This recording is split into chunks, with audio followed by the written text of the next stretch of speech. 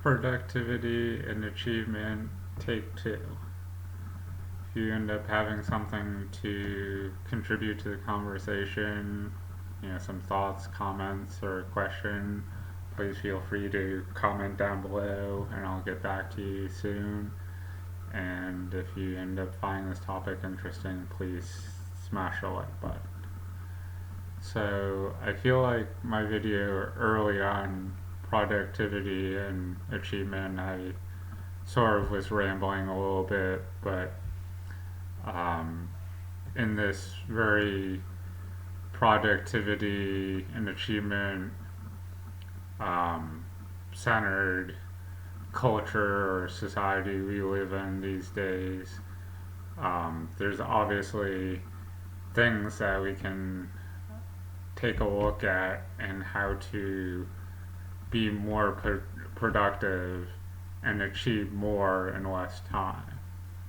So, a lot of the gurus or experts will talk about time management and priority management. They'll talk about getting up earlier to get more done in your day. And part of getting up early, um, people will talk about morning routines. People will talk about getting your most important thing done first thing in the morning. So if you work 9 to 5 and you would normally get up at 7 to be to work by 5 or be to work by 9, then maybe get up at 5:30 or 6 so that you can you know write a few pages of a book or write a song or whatever it is your hobby, your side hustle is that you're trying to turn into an income source. Or if you want to get your real estate license or invest in real estate, you can get up that extra hour earlier to cram for your real estate license test or to research different properties in your area to get a feel for costs and calculate if a property is within your price range to invest so you can have a rental property. There's constructive things you can be doing with your time if you get up even half an hour or an hour early to improve your situation. So I mentioned time management and priority management because they're kind of two different things, but they kind of go together. So obviously, if you don't have enough time in a day, waking up early is one example of time management. You create that extra hour, so to speak, by getting up earlier. But if you get up an hour earlier and then you spend that hour on your phone scrolling through social media, you lost an hour of sleep to get nothing productive done. So at that point, that's when priority management comes into play with your time management. You have to take a look at your schedule and say where you're wasting time and where you can restructure your day so you can optimize and get more done. Now, if you work a 9 to 5, obviously you go to work during those hours, so unless your job is there's no managers micromanaging you, you're very you're at the office or store, very, consistently between that during that block of time. But outside of your job or whatever pays your bills, you have to be very intentional about your time and what you're doing with it. So, it, if you work for 8 hours and sleep for 8 hours, that's 16 hours, leaving you 8 to finish up a 24-hour day. So, are you watching 4 hours of Netflix when you could be, um, putting a couple hours into building a business, or, an hour of exercise and an hour of personal development reading? You have to analyze what you're doing with your time. And that's sort of why I mentioned morning routines, but also you need to take into consideration evening routines. So, maybe you do your creative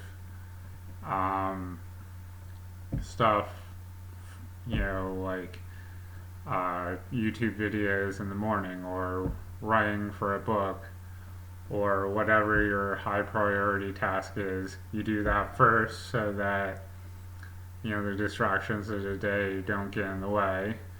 And then in the evening, you also have to consider, you are going to bed early enough so that you can get up early the next day. So are you turning your phone off an hour before you want to go to bed so that you're not mindlessly scrolling through social media until midnight? Because even though you could do that with your hour you're getting up early, you could do the same thing at night. So you have to be aware of how you're spending your time, and okay, how am I gonna prevent myself from doing that? Or if you stay up late watching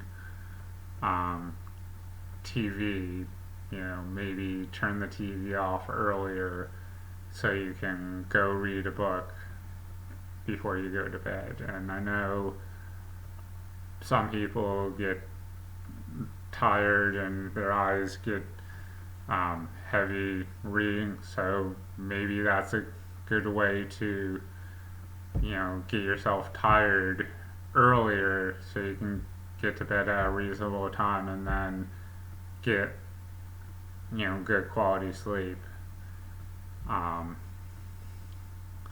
So there's many ways to optimize your time, but it all depends on what exactly you're trying to optimize. Everyone's schedules going to look different. Not everyone's going to work a 9 to 5. Some people make their own schedule for work, so it might be meeting from 7 to 8 in the morning, and then a big wide open space from 8 to noon or 1 that they don't have any constructive thing to do for their work, and then they have another meeting from 1 to 2. And so what do you do with all that free time if you have a flexible work schedule that you haven't filled up your schedule? Okay, so depending on the industry, could you be researching your field, honing some skills, improving your skills so you could market yourself at a higher rate down the line? There's always stuff to be done, and sometimes we don't want to get out of our comfort zone. We'd rather take the easier route and just, you know, I don't want to say be lazy, but being productive is sometimes overrated, and people view, you know, it in a bad way occasionally as like being a workaholic.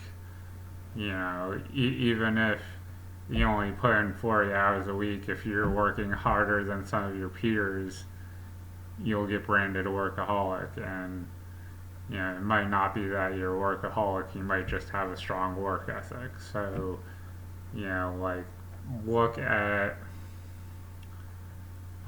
what you're doing and how you're doing it. You know, ask yourself, is there a more efficient way to do your job? You know, sometimes it's just shifting your thinking of, okay, bread, meat, cheese, bread, like, okay, you know, there's only so many ways to organize meat and cheese between the bread. But if there's something more complex, if they're, you know, making a car, well, you know, there's so many different pieces to a car, and obviously some of the pieces are dependent on other pieces in the car. But so there might be a way to optimize, you know, the production on an assembly line, but at a certain point, you know, with a car, because you're, you know, one stage might be waiting on parts from another stage. There, you know, at a certain point, everything's going to be optimized, I would assume. So, but you know, even then, you just have to keep looking at things a different way to say, like, okay, is this the best way to do this, or is there another way? Why has this always been done this way? You know, is it because it's the best way, or is it just because it's the way it's always been? So hopefully you found some value in this, and hopefully I didn't ramble too much. Thanks, and have a good day.